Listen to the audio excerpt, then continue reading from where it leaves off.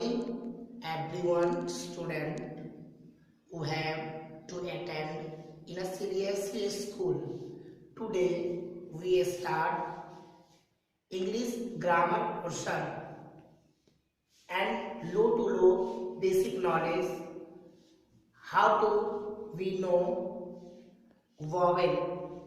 हम लोग vowel को कैसे पहचानेंगे, सबसे पहले हम इसके बारे में बताएंगे।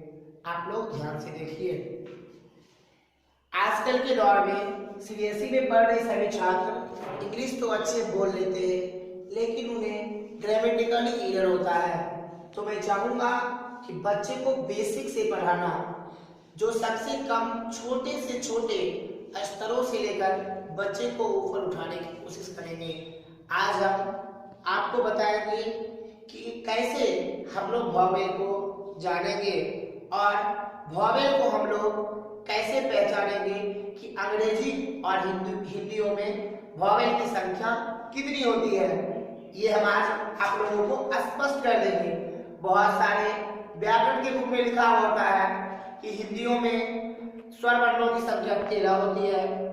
कोई बच्चे 11 लिखते हैं, कोई बच्चे 12 लिखते हैं। तो इसमें बच्चे भी कंफ्यूज हो जाते हैं कि 11 होता है कि 12 होता है कि 13 होता है कि 14 होता है। तो चलिए आज हम इस कंफ्यूजन को कुछ मिनटों में आपको दूर करने जा रहे हैं। सबसे पहले हम ये जानते हैं कि अंग्रेजी में वॉवेल की संख्या 5 होती है।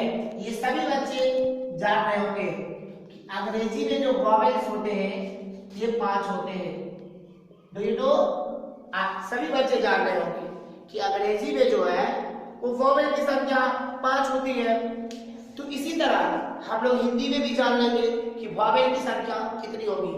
सबसे पहले हम जानेंगे हिंदी में व्याकरण में लिखा हुआ है कि स्वर्ण वर्ण उस वर्ण को बोलते हैं जिस वर्ण को बोलने में व्यंजन वर्णों की सहायता नहीं लिया जाता है।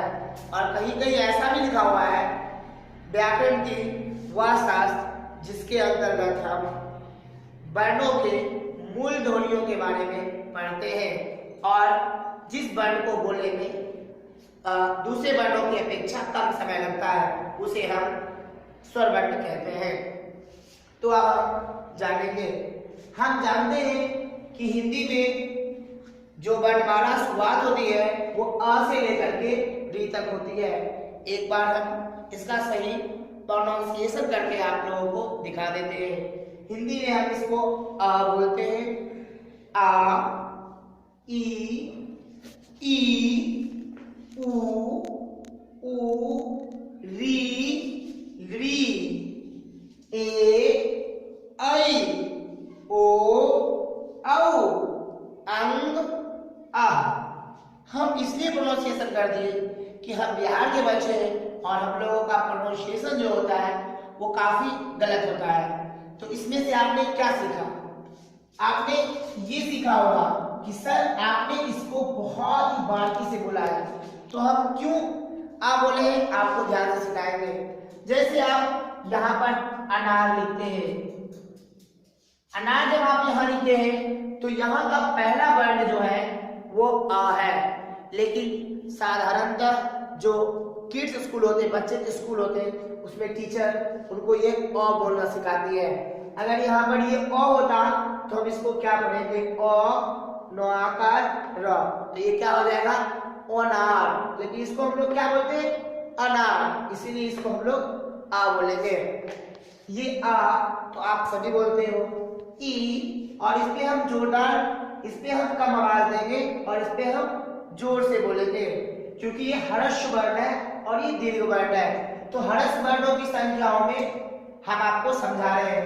हर्ष वर्ण उन वर्णों को बोलते हैं जो दीर्घ वर्णों को लिखने में सहायता करती है या बोलने में सहायता करती है। जैसे यहाँ देखिए आप, तो इसी वर्ण से ये वर्ण बना हुआ है, तो अ का ये दीर्घ वर्ण हो गया।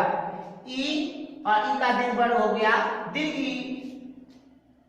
यहाँ हो गया उ और उ का जो है वो दीर्घ वर्ण हो गया दीर्घ उ, और री का जो हो गया वो दीर्घ री हो गया।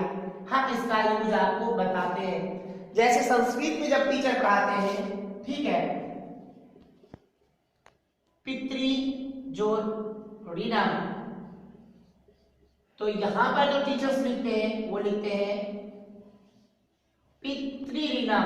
तो यहां पर जो होता है वो 2 बार होता है, तो इसी को हम जो बोलते हैं वो दीर्घ बोलते हैं। पितृऋणम में जो तो के साथ जो दीर्घ पड़ता है तो वहां पर री और री मिलकर के दीर्घ बन जाता है। या दीर्घ जब हम लोग स्वर्ण संधि बनते हैं तो उसमें ये दीर्घ संधि का एक उदाहरण है। तो अब हम जानेंगे यहाँ पर कि कैसे हम वॉवेल को पहचान पाएंगे। तो यहाँ पर हमने आपको सबसे पहले हिंदी में जो स्वर्ण वर्ण का पार्ट्स को मैंने समझा दिया। हिंदी में स्वर्ण वर्ण के 2 वेद होते हैं। पहला वेद को हम लोग हर्ष वर्ण बोलते हैं और दूसरे को दीर्घ वर्ण बोलते हैं। एक बार हम फिर से आप लोगों को रिपीट कर देते हैं। स्वर्ण वर्ण जो हिंदी में होते हैं उनका 2 प्रकार होता है। पहला होता है ह्रस्व वर्ण और दूसरा होता है दीर्घ वर्ण। ह्रस्व वर्ण को बोलने में कम से कम समय लगता है और दीर्घ वर्ण को बोलने में ह्रस्व वर्ण की सहायता ली जाती है। तो आपने यहाँ पर समझ गया होगा ह्रस्व और दीर्घ वर्ण। और एआई में देखिए ये हो गया ह्रस्व वर्ण और ये हो गया दीर्घ वर्ण, ये हो गया ह्रस्व वर्ण, ये हो गया दीर्घ वर्ण, ये हो गया ह्रस्व वर्ण, ये हो गया दीर्घ वर्ण। तो आपको ह्रस्व वर्ण और दीर्घ वर्ण को समझने में कोई समय नहीं लगा होगा। अब हम बात करते हैं वॉवेल को पहचानना। आसानी से पहचान लेंगे। सबसे पहले हम इंग्लिश के 5 वॉवेलों को ऊपर लिखेंगे। आप सभी जानते हैं कि इंग्लिश में कितना वॉवेल होता है? इंग्लिश में 5 वॉवेल होता है। कौन कौन होता है? ए, ई, आई, ओ, यू। इंग्लिश में कितने वर्ण होते हैं बाबू? 5 वर्ण होते हैं। कौन कौन होते हैं? ए, ई, आई, ओ और यू। तो यहाँ पर हम लिख दिए हैं ए, ई, आई, ओ, यू। आप इसी 5 वर्ण को हम हिंदी के वर्णमालाओं को इंग्लिश में करके हम मिलाते हैं। तो देखिए क्या ए यहाँ पर है? यहाँ भी मिल रहा है तो ये वॉवेल होगा। यहाँ ए है बाबू, यहाँ भी ए मिल रहा है, ये भी वॉवेल होगा। यहाँ आई है और यहाँ भी आई है, ये भी वॉवेल होगा। यहाँ डबल ई है और यहाँ भी ई है और ई यहाँ भी है तो ये भी वॉवेल होगा। और यहाँ यू है और यहाँ भी यू है तो ये भी वॉवेल होगा। और यहाँ ओ है और ये भी ओ है तो दैट मीन्स ये भी एक क्या है? वॉवेल है। रीमेक क्या री आर और आई से मिला हुआ है। आई तो इसमें है बट आर नहीं है, इसलिए ये वॉवेल नहीं है। और उसके बाद हम देखेंगे री। री जो है री और री तक री को मिलकर बनता है तो ये भी वॉवेल नहीं है। आपने समझ गया कि आ वाले वर्ड में 6 वॉवेल होते हैं। आ, हर्षी, दुर्गे, हर्षो और दुर्गो। इसीलिए हर एक बच्चों के बुक में सिर्फ 6 वर्णमालाएं लिखे हुए होते हैं। ज्यादातर बच्चों को हिंदी में 6 वर्णमालाएं सिखाया जाता है, लेकिन मैंने आपको 2 नए वर्णमाला सिखाया है। पहला है री और दूसरा है दीर्घ री। मैंने आपको वर्णमाला में 2 नए वर्ण को जोड़ा है, वो आप भी सीखेंगे। और जब हम इसको मात्राएं में लेंगे, जैसे क के मात्राएं में लिखेंगे तो कौरी, और जब री लगाएंगे तो हम ऐसे लिखेंगे कौरी का री। ठीक है, तो यहाँ पर हम देखेंगे ए क्या ई तो यहाँ से मिल रहा है, मतलब ये भी क्या है? वॉवेल है। और यहाँ पर ए और आई, ए भी है बाबू और आई भी है, दैट मीन्स ये भी एक क्या है? वॉवेल है। उसके बाद हम देखेंगे ओ, यहाँ भी ओ मिल रहा है, दैट मीन्स ये भी एक क्या है?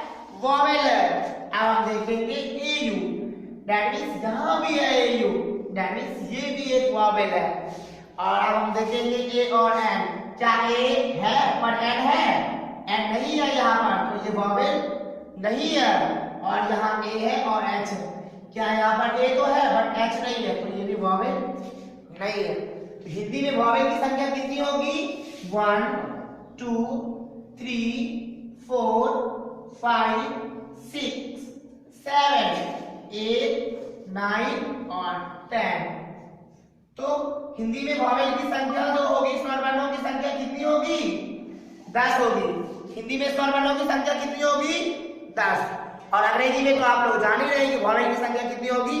5। तो आज हमने आपको जिस ट्रिक से हिंदी और इंग्लिश में वॉवेल आपको सिखाया और वॉवेल को पहचानना सिखाया, अगर ये ट्रिक अगर आपको अच्छा लगा होगा तो आप हमारे इस वीडियो के लिए एक लाइक जरूर दें और हमारे सेंट पॉल हाई स्कूल के चैनल को जरूर सब्सक्राइब करें।